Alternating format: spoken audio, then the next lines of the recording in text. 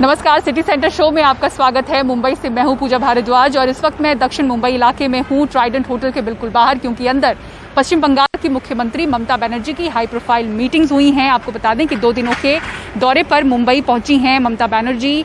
आज वो महाराष्ट्र के मुख्यमंत्री उद्धव ठाकरे से मिलना चाहती थी, लेकिन बिगड़ी सेहत की वजह से उद्धव उनसे नहीं मिल पाए। उनके बेटे और महाराष्ट्र के मंत्री आदित्य ठाकरे और संजय राउत से उनकी मुलाकात हुई है। कल एनसीपी मुखिया शरद पवार से वो मिलने वाली हैं। इंडस्ट्रियलिस्ट से भी उनकी मुलाकात होगी। बताया जा रहा है कि मुंबई में यंग प्रेसिडेंट्स ऑर्गेनाइजेशन की तरफ से आयोजित एक समारोह में युवा उद्योगपतियों से वो मिलेंगी और उन्हें बंगाल बिजनेस समिट के लिए आमंत्रित करने वाली हैं। इसी के साथ ही साथ फिल्म जगत से जुड़े महानायक अमिताभ बच्चन और शाहरुख खान से भी वो मिल सकती हैं और उनको कोलकाता फिल्म महोत्सव के लिए आमंत्रित कर सकती हैं। तो इसी जानकारी के साथ हम सिटी सेंटर शो की शुरुआत कर रहे हैं और सबसे पहले बात करते हैं यूपी चुनाव से जुड़े हलचल की। आपको दिखाते हैं उस पर ये रिपोर्ट, जिसमें हम बात करेंगे कि किस तरह से उत्तर प्रदेश में पूरी तरह से ब्राह्मण सम्मेलन करने के बाद अब मायावती की जो नज़र है वो अनुसूचित जाति के वोटों पर है। यूपी में अनुसूचित जाति जनजाति की जो 86 सुरक्षित सीटें हैं उनमें से सिर्फ 2 पर बीएसपी पिछली बार जीत पाई थी, लेकिन इस बार रिजर्व्ड सीटों पर जीतने के लिए लखनऊ में सम्मेलन कर रही हैं। काफी दिनों तक मायावती ने पार्टी महासचिव सतीश मिश्रा से सूबे भर में ब्राह्मण सम्मेलन करवाया। लखनऊ के ब्राह्मण सम्मेलन में वो खुद मुख्य अतिथि थीं। इनमें शंख बजे, मंत्रोच्चार हुआ और जय श्री राम के नारे भी लगाए गए। अब मायावती अपने कोर वोट दलितों की तरफ आई हैं। उन्होंने प्रदेश की 86 सुरक्षित सीटों के अध्यक्षों का सम्मेलन बुलाया है और उन्हें जीत की रणनीति समझा रही हैं। और इस खास बैठक में तो प्रदेश की प्रत्येक ऐसी विधानसभा की सीट पर पार्टी संगठन की सभी स्तर की कमेटियों के कार्यों की व खासकर पोलिंग बूथ की कमेटियों को जो कैडर दिए जा रहे हैं वो कैडर के कार्यों की तथा सर्व समाज में पार्टी के जनाधार को बढ़ाने की स्थिति की भी गहन समीक्षा आज की बैठक में की जाएगी। यूपी में अनुसूचित जाति और जनजाति के लिए 86 सीटें सुरक्षित हैं। 2007 के चुनाव में बीएसपी 63 जीती और बीजेपी 7, जबकि 2017 के चुनाव में बीएसपी सिर्फ 2 जीती और बीजेपी 67। जानकार इसकी एक वजह दलित वोटों का बंटवारा भी मानते हैं। पिछले 2 साल में करीब 20 बीएसपी नेता समाजवादी पार्टी में जा चुके हैं।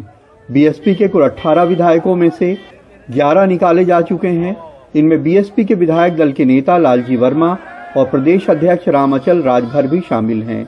ये अक्सर पार्टी में मिशनरी दलितों की उपेक्षा के इल्जाम लगाते हैं। मेरे दोस्तों, मेरे निकाले जाने के बाद मेरे दोस्तों थोक के भाव बड़े पैमाने पे, चाहे वो जौनपुर हो, बलिया हो, चंदौली हो, गाजीपुर हो, आजमगढ़ हो, मऊ हो, देवरिया हो, और मेरे दोस्तों अयोध्या हो, सुल्तानपुर हो, संत कबीर नगर हो, बस्ती हो, तमाम जिले के लोगों ने, बहराइच के लोग हैं, उन्होंने मेरे दोस्तों रिजाइन देने का काम किया है बीएसपी से। सुरक्षित सीटों पे चूंकि हर दल के उम्मीदवार अनुसूचित जाति जनजाति के ही होते हैं, ऐसे में दलित वोटों का बंटवारा हो जाता है। बीएसपी ने सभी सुरक्षित 86 सीटों पे जातियों की पहचान की है। अब मायावती सुरक्षित सीटों पे सवर्ण, हिंदू, ओबीसी और मुस्लिम वोट हासिल करने के लिए हर सीट पे उन जातियों के लोगों को जिम्मेदारी दे रही हैं। और इन सब के बारे में प्रदेश में पार्टी के ओबीसी व जाट समाज एवं मुस्लिम समाज के आज आए हुए हैं सभी पदाधिकारी अपने अपने समाज की छोटी छोटी बैठकों के जरिए ये सब बातें काफी कुछ बता रहे हैं, जिसके कारण इन वर्गों के लोग बड़ी संख्या में पार्टी से जुड़े हैं। पिछले विधानसभा चुनाव में बीजेपी के 86 रिजर्व सीटों में से 67 जीत लेने की वजह यही थी कि इन सीटों पे सारे दलित उम्मीदवार होने की वजह से उनका वोट तो बढ़ गया, लेकिन बीजेपी की लहर में गैर दलित वोट का बड़ा हिस्सा उसे मिल गया। सुरक्षित सीटों पे ब्राह्मण वोट हासिल करने के लिए मायावती ने सतीश मिश्रा की ब्राह्मण टीम को जिम्मेदारी दी है। रिजर्व सीट पे हार और जीत अपर कास्ट या ओबीसी के जो या मुस्लिम्स, उनका जब वोट मिलता है तभी वो जीतते हैं, क्योंकि जो रिजर्व सीट्स पर रिजर्व ही कैंडिडेट रहता है तो रिजर्व वोटर वो आपस में बट जाते हैं। और जिसको सपोर्ट आउटसाइड सपोर्ट मिल जाए, अन्य बिरादरियों का मिल जाए सपोर्ट, तो वो जीत जाता है। यूपी में चुनाव है, चुनाव में अवाम है, अवाम की जातियां हैं, हर जातियों के कुछ समीकरण हैं जिसे बिठाने में हर पार्टी लगी है, मायावती भी। लखनऊ में कैमरामैन विनीत कुमार वर्मा के साथ कमाल खान, एनडीटीवी इंडिया। और बैंक बचाओ देश बचाओ नारे के साथ बैंकों के निजीकरण का विरोध हो रहा है। सरकार इसी सत्र में बैंकिंग संशोधन बिल लाने जा रही है। इसको लेकर जंतर मंतर पर सैकड़ों बैंक कर्मी और उनसे जुड़े लोग इकट्ठा हुए, जो बैंकों के निजीकरण के खिलाफ लंबी लड़ाई लड़ने की तैयारी में लगे हुए हैं।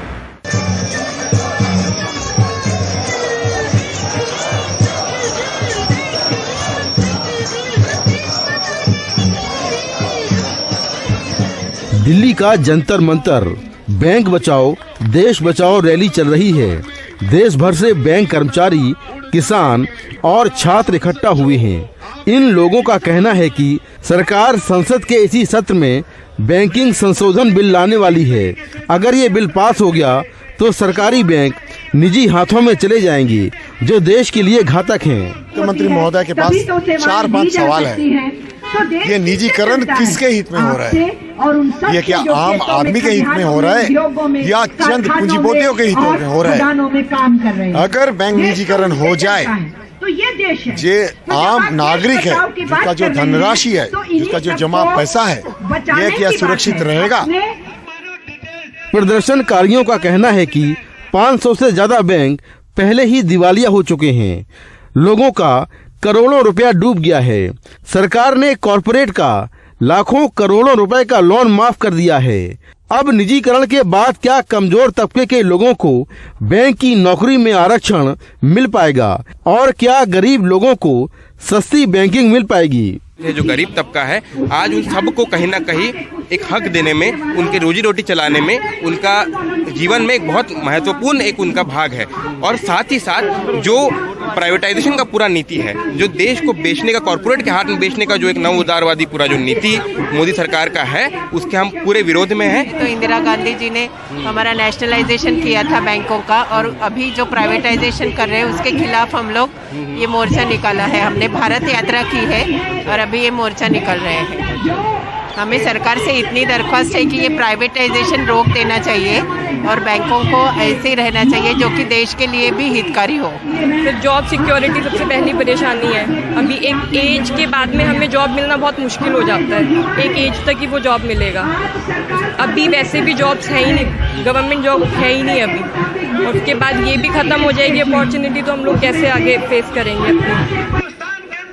प्रदर्शनकारियों का कहना है कि अगर ये बिल पास हुआ तो वो आगामी विधानसभा चुनाव में भी सरकार का विरोध करेंगे। जनधन योजनाएं हैं जो मोदी सरकार ने ही, उसे हमने सक्सेसफुल किया है, ना कि प्राइवेट बैंकों ने।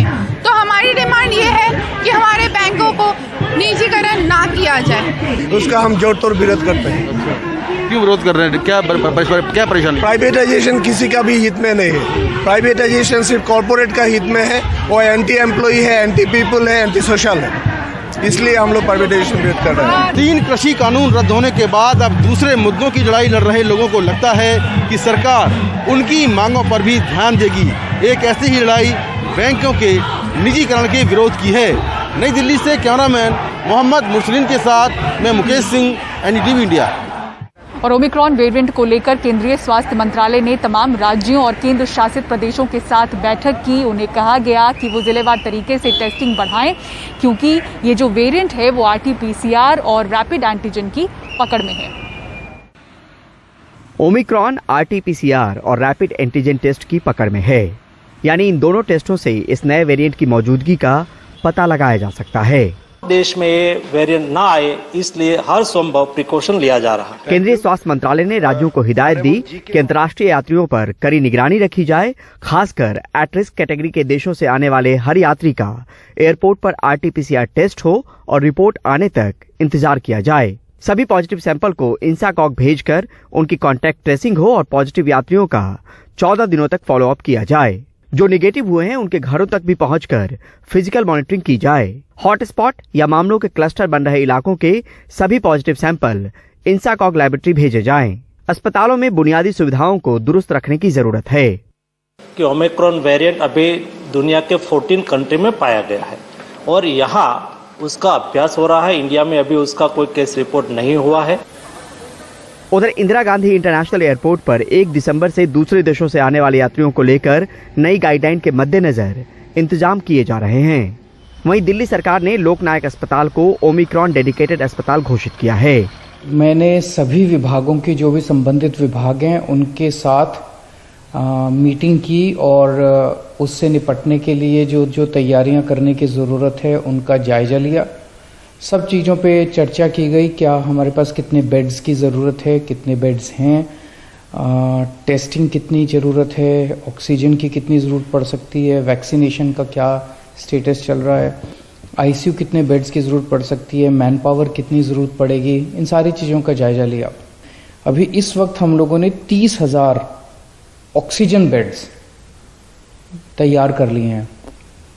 30,000 ऑक्सीजन बेड्स ऑलरेडी तैयार हो चुके हैं, जिसमें से लगभग 10,000 आईसीयू बेड्स हैं। ओमिक्रॉन के शिकंजे में कसते देशों की तादाद लगातार बढ़ती जा रही है। तमाम आशंकाओं के बीच निगरानी के जरिए भारत संभावना तलाशने की कोशिश में है कि अगर इस वेरिएंट की मौजूदगी है तो टेस्टिंग के जरिए पकड़ में आए, नहीं तो इंतजाम के दम पर इस खतरे को टाला जा सके। नई दिल्ली से परिमल कुमार, एनडीटीवी इंडिया। और टमाटर 80 से 100 रुपए किलो में मिल रहा है। आम खरीदारों के साथ साथ किसान भी परेशान हैं। मंडियों में 50% कम टमाटर पहुंच रहा है। ऐसे में शायद ही 1 से 2 महीने में इसकी कीमत कम हो।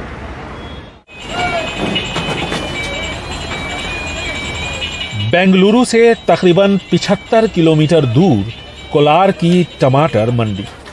जितने बक्से टमाटरों से भरे हैं उतनी ही खाली। यहां से देश भर में टमाटर सप्लाई होते हैं, लेकिन यहां मंदी छाई है। जहां पहले सीजन में हर रोज 40,000 क्विंटल टमाटर आते थे, वहीं इन दिनों महज 8,000 क्विंटल के आसपास आ रहे हैं। Arrival of tomato is today is 8,000 quintals. अब हर रोज तकरीबन 8,000 क्विंटल टमाटर ही यहाँ पर आ पा रहे हैं। और दूसरी वजह यह है कि बारिश की वजह से हाल में काफी फसल बर्बाद हुई है। इसका सीधा असर बाजार पर पड़ रहा है। मंडियों में टमाटर की कमी की वजह किसानों के चेहरे पर छाई मायूसी से समझी जा सकती है।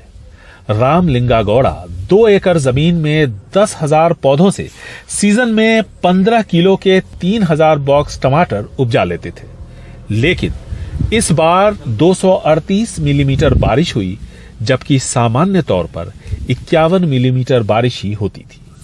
उनका गणित बिगड़ गया। आ टाइम 300 ರೂಪಾಯಿ ರೇಟ್ ಆಗಿದ್ರೂ ಒಬ್ಬ ರೈತನಿಗೆ ಹಾಕಿರೋ ಬಂಡವಾಳ ಬರ್ತಿತ್ತು। इस बार भारी बारिश की वजह से 10,000 पौधे में सिर्फ 200 बॉक्स ही मिले। जो पैदावार हुई उसकी भी क्वालिटी अच्छी नहीं है। ನಾಟಿ ಮಾಡಿದಂಗೆ ಇದುವರೆಗೂ ಮಳೆನೇ। कोलार में लगभग 10,000 एकड़ में टमाटर की खेती होती है और यहां से टमाटर चित्तूर की ही तरह दक्षिण के शहरों के साथ साथ उत्तर भारत भेजे जाते हैं। खेत और मंडी का हाल आपने देखा। ये बाजार है जहां से टमाटर हमारे और आपके घरों तक पहुंचता है। कैसे है टमाटर? टमाटर 60 रुपया है। ये टमाटर 60 रुपया है। अच्छा टमाटर आके 80 रुपया है। और इसी रेट के आसपास टमाटर आपको अगले 1.5-2 महीने तक मिलेगा, जब तक टमाटर की नई फसल नहीं आ जाती। बेंगलुरु से कैमरामैन गोविंद मूर्ति के साथ Nihal Khutwai, NDTV India. City centre show में फिलहाल इतना ही। पूरी टीम को दीजिए इजाजत। खबरों के लिए बने रहें एनडीटीवी इंडिया के साथ। नमस्कार।